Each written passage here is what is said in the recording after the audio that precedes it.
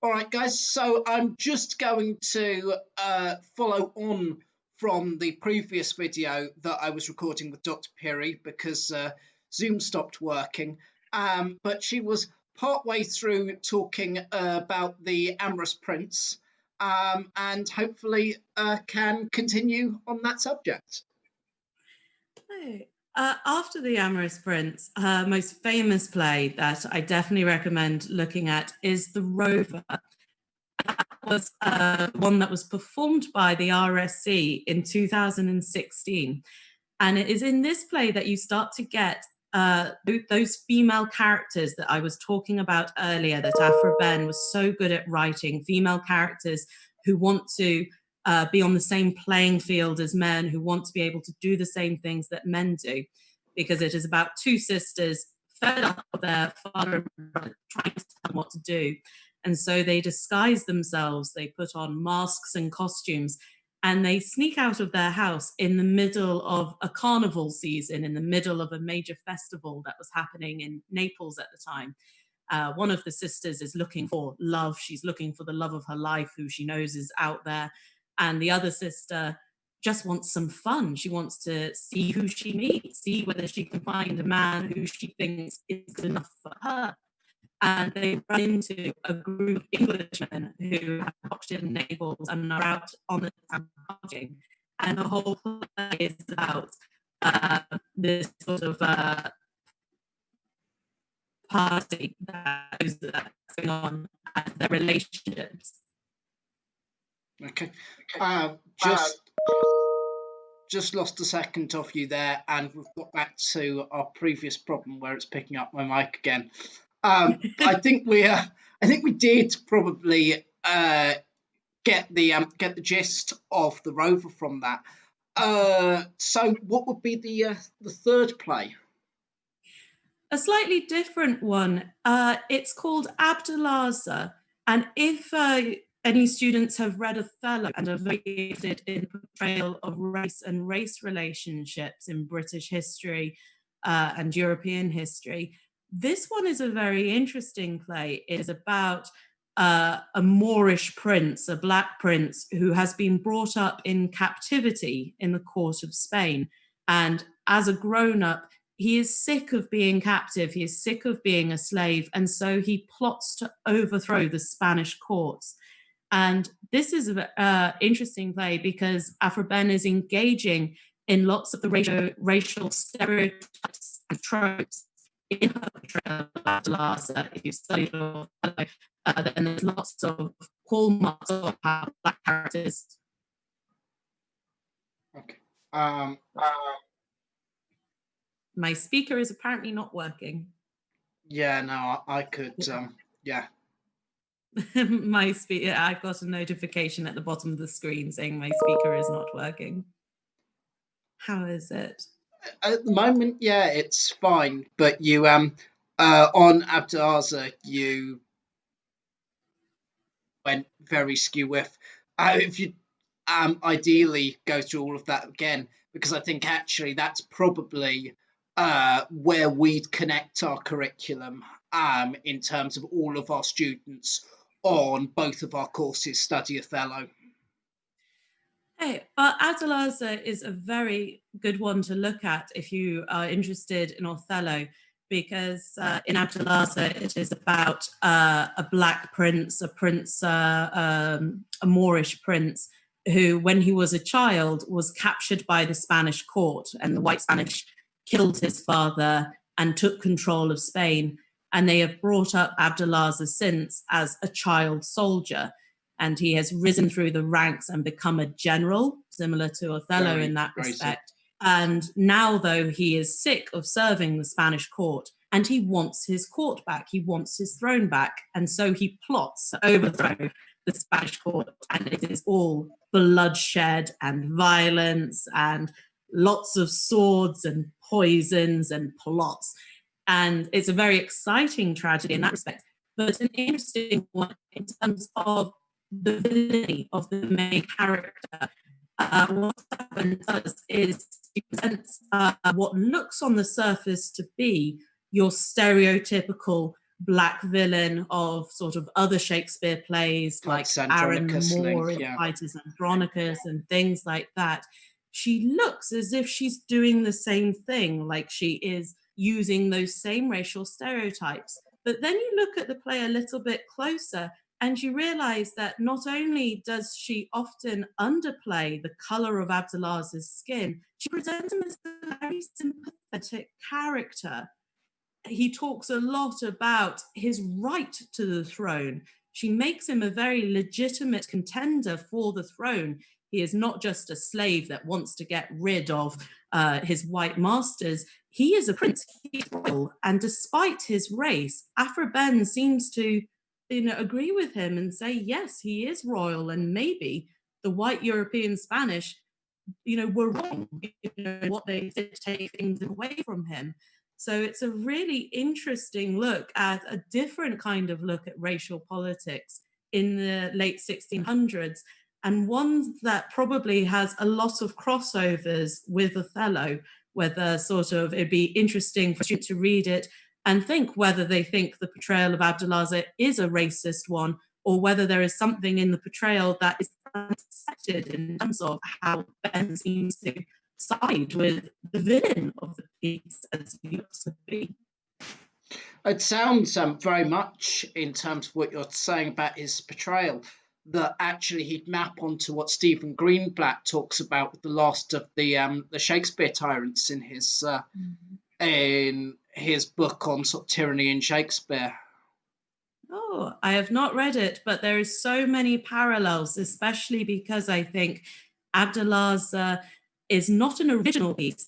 It has, as a story, it has its roots back to, I think, 1598. There was a play called The Moor's Tragedy, which unfortunately we don't have a copy of, but it started then. It was then revised during the Civil War. And Abdullah was obviously made out to be a sort of Cromwell figure, someone who wants to usurp the Spanish throne and things like that. And then Aphra Behn somehow came across this play and she rewrote it entirely. And what I did in my PhD was compare Abdullah to the earlier versions to see where she was changing the portrayal of race, to sort of where she was deliberately taking out bits that were racist or bits that made Abdullah a straightforward baddie. And that was very interesting to see. She obviously had maybe different ideas about race and nationality and legitimacy and the interplay between those three things than one might expect from someone in the 1670s. But would possibly support the biographical claim that she spent some time living in Suriname.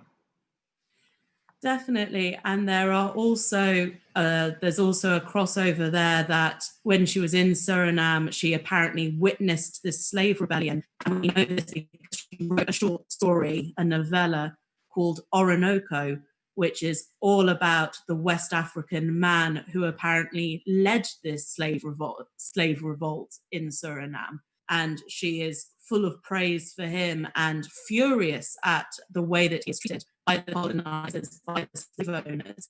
So maybe her experiences as a younger woman, if she did meet such a man as Orinoco, did change her perception of race and identity and things like that.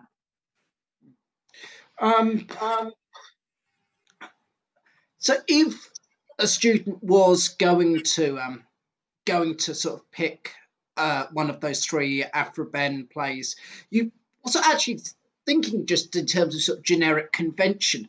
The first of the plays you've talked about sounds very much like the sort of Restoration bedroom comedy. And Abdullah's is clearly sort of a tragedy in the absolute standard, sort of Grecian tragedies that we build our curriculum out of in West Hatch. Where would you put your middle play? Where would you put the Rover in that? Oh, I would say it's definitely closer to the Amorous Prince in terms of a restoration comedy about bedroom swapping, lots of farce, lots of physical comedy. but it is an evolution of the play in terms of the female characters are a lot more two-dimensional, a lot more progressive, we might say, a lot more libertine than in the Amorous Three-dimensional, Prince. surely. Two-dimensional. A lot more three-dimensional, yes. Yes, Sorry, they have they're a depth. lot more... Two dimensions, they have more... width and heights. The third dimension is depth. Apologies, Z-axis. yes. I meant the rover character. Yes, they're much more three-dimensional. It's okay. Lockdown's done this to all of us. It really has. So I would say the rover and the amorous prince are quite closely linked with one another. One, you might say, is more about politics in terms of how do you deal with a bad ruler. Rover, maybe more about the role of women in society and that changing role. And Abdulah's are obviously pure tragedy and a very fun, violent one. I was thinking that sort of how do you deal with a bad ruler is the sort of side question in Lear. It's the B plot in The Winter's Tale. It's the dealing with kings who've gone mad, pretty much. Exactly, and which was even more pertinent after Shakespeare's time and in Aphra Behn's time, because in between Shakespeare and Aphra Behn, you had this civil war where this question, what do we do with a bad ruler, was not just played out on the stage, but was very much, part of, everyone's life. The country was split in two over this issue, and we ended up cutting off a king's head because of it.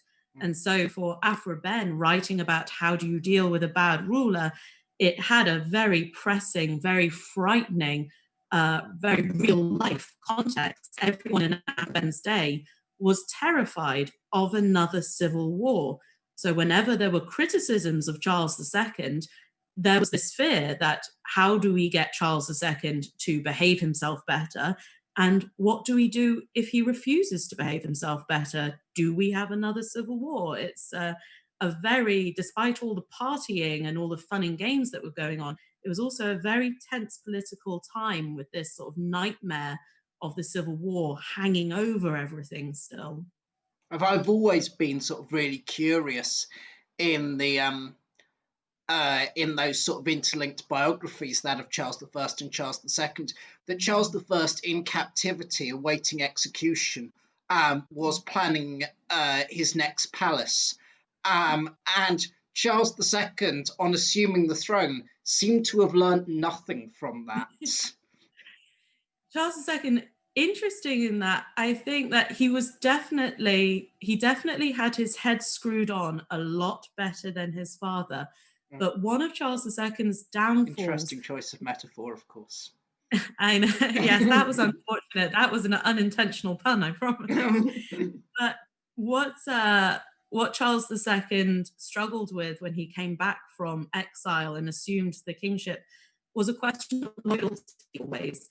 He wanted to be loyal to the men and women who had supported him always throughout his exile. But he came back to England and he had to deal with the noblemen there who had supported Oliver Cromwell. And so he had to play this weighing up game of, do I punish all Cromwell's supporters or do I give up all of my friends? What do I do? Because I'm going to annoy someone no matter what I do. And so I think that some people are very harsh on him in terms of the little decisions he made. I think he did tread that very difficult path fairly well. I mean, he didn't have another war, so he did something right along the way. But definitely loyalty for him. I'm just going to leave a second for your microphone and speaker to catch up again. Sort of back to Aphra Behn. In terms of if students were to study her, if they were to pick one of those three plays, where would be their resource for critical theory? Where would they look to for wider reading around an Aphra Behn play? Other than your PhD, obviously. Which I would happily send to anyone who would like to read it if they were studying the Amorous Prince or Abdullah. But in general, I think the best place to start is just plug my own work there for a moment. I'm very happy to put it up in our shared area if we've got any students interested in taking you up on the offer. I will do. The best place to start is the Cambridge Companion to Aphra Behn. The Cambridge Companions are brilliant in life in general. They are like the undergraduate study guides. They are like the York Notes, the Cliff Notes. I don't know what schools now use, kind of thing. But what the Aphra Behn, the main Aphra Behn is, it's a volume of essays featuring all different aspects of Aphra Behn's life, career, and her works. And they are all written by experts in the field. And they are short essays, they are readable essays, they're accessible, and each essay will have a bibliography at the back with recommended secondary reading. That is the best criticism. It's one of the few, sorry, I lost my words there. There is not. We lost your audio. Let's try that again. There is not a lot on Aphra Behn herself that is very readily available because she has not been studied so much. The Cambridge Companion is definitely the best place to start, I think. There is also, if you're interested for sort of more about Aphra Behn's life, if you YouTube In Our Time Aphra Behn, I recorded an interview with 3 of my colleagues about Aphra Behn, which might sort of tell you more about her plays, including the ones that we've discussed today and things like that. Cambridge Companion, which is available on Amazon and also much cheaper on AB Books as well. Sorry, was that the Cambridge Companion available on Amazon, or was it something else available on Amazon? The Cambridge Companion is available on Amazon, everywhere. I think. Yeah, everywhere. Yeah, the Cambridge Companions are really accessible. They are, and there are. I checked. There are second-hand copies on AB Books as well. Excellent. So we've got all price ranges covered for that. I worked at Waterstones in my past. I like book prices. Quite a long time ago, you worked at Waterstones. That was before you knew me. We've known a very each other long for a time. decade. I still miss it. There's still a bookseller in me. So yeah, Melvyn Bragg's Radio 4-piece In Our Time. Those two. Is there anything else that our students would have access to? Also, by the way, in addition to YouTube, all of the In Our Time recordings are available on BBC Sounds. The entire In Our Time podcast archive is there. It's about 500 episodes long. They're about 30 minutes each. So if you start now, you'll be finished by the time we join. So assuming we're reopening in September, who knows? I think the other book that I would recommend would be very good for historical context and the idea of women's writing at this time, which is a book called The Rise of the Woman Novelist by Jane Spencer. She's a wonderful woman, and the book, again, very readable. When she talks about Aphra Behn, she is mostly talking about a novel that Aphra Behn wrote, but especially the introduction to the book, there'll be a lot about what life was like in the 1600s for women's writing and what sort of other writing by women was going on at this time as well. So that would be very good context if you're in the idea of looking at gender. Brilliant. Thank you very much, Dr. Pirie. Okay, so I think sort of having spoken about Aphra Behn and spoken about the period around the English Civil War and the Restoration, it's probably a good chance now I've actually got someone who lectures in a university to actually talk about universities. I've let you plug your PhD already. Why should our students want to study at the University of Birmingham then? I have been there for 10 years and I've not left yet. So that sort of maybe speaks volumes about what a home I have found at Birmingham. To study at Birmingham literature or just in general, do you mean? Well, I'm only interested in those wishing to study literature So, or associated subjects, actually. I'd accept the whole of the arts and law building. Is it still organised in arts and law, right? Yeah, yes, it is. yeah. It Um, hasn't changed, has it? No, from a teaching point of view, I've taught now at the university for 4 years, I think. I started teaching when I started my PhD. It is a department full of experts in a huge range of different literary fields. You have people there who are experts in sci-fi and dystopian fiction, experts in medieval fiction. You have a huge range of stuff there who could cover any interest that you particularly have. It is a very cohesive department as part of being a campus site rather than in a city university. It's everything is all in one place. Everyone in the department all knows one another. All of your lectures will be within 5 minutes walk of your tutor's office and things like that. I have especially been working with the first year program for undergraduate literature students. And I think it is a very good course. It covers a huge range of literary time periods. But then in your second and third year, you get wonderful modules which allow you to study literature that is maybe sort of your own, what you most want to study out of literature, much more specific modules, much more specialized modules as well. We also have a fantastic library, which you might have heard on the news about because Birmingham is very proud of it, which is a beautiful library. So our resources are incredible as well at the moment. We have archives, the Cadbury Research Institute, which has got first editions of Paradise Lost by John Milton and things like that in it. So that is wonderful to be able to visit after your lecture, because again, just 2 minutes walk away. So there's a real sort of buzz and community feel around the department with some very good modules and some very good teachers, if I do say so myself.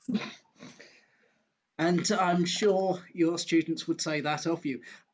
Is honestly, we're is this is basically now just descending into small talk. Are the special collections and the Cadbury archive still in the basement of that really ugly tower block with the sort of weird It, fronting on only one side?